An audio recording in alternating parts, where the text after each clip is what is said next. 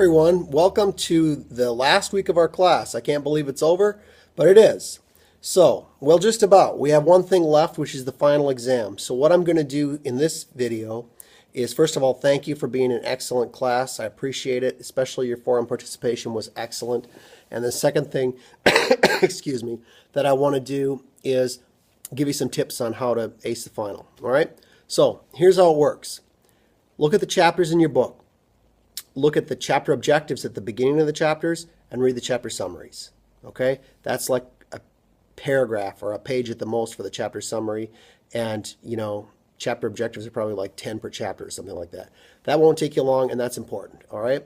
The second thing I would do is look at the quizzes. All right? Because I'll tell you right now, the quizzes, when I wrote the quizzes, I came up with the best questions I could think of for the chapters, key points. All right, so don't be surprised to see some of the same questions repeated on the final.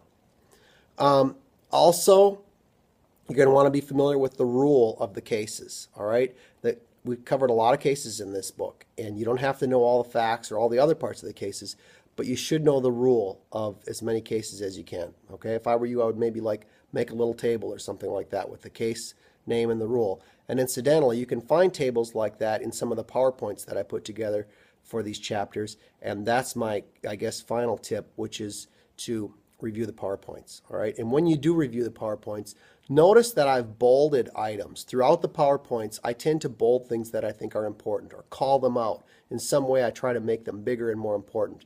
And of course, you've also got the video summaries where I tell you what I think is important in the PowerPoints. So basically, that's it. That's what I would do if I were you. I would take your textbook and go through the chapter objectives and the chapter summaries. I would read all your quizzes again, make sure you're very familiar with your quizzes, and I would go through those PowerPoints and make sure that you particularly pay attention to the things that I pointed out, both in the video summaries and what I bolded. Okay?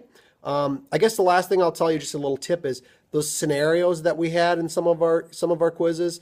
Expect some scenarios, okay? Which is something like, imagine you're a police officer or imagine you're a judge and this is the situation, and then you have to apply the rule of a case to a fact situation, all right? Because I think they're helpful. I think they're worthwhile. So that's it. Good luck on the final. Oh, the last thing I'll say is the details of how to take the final. It's going to be open for 24 hours, starting at noon on Wednesday and ending at noon on Thursday, okay? So that's the window during which you can take the final. Whenever you choose, then, you can take the final during that window, all right? It's open book, and you take it using your computer just like you did with the quizzes.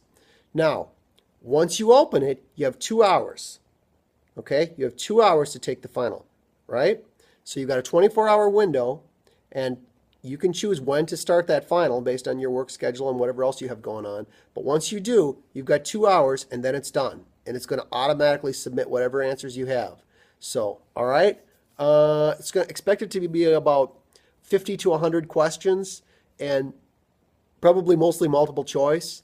And that's it, I guess. If anyone has any questions, I think I'm pretty easy to get a hold of, so feel free to contact me. And good luck, and thank you again for being an excellent class. All right, see ya.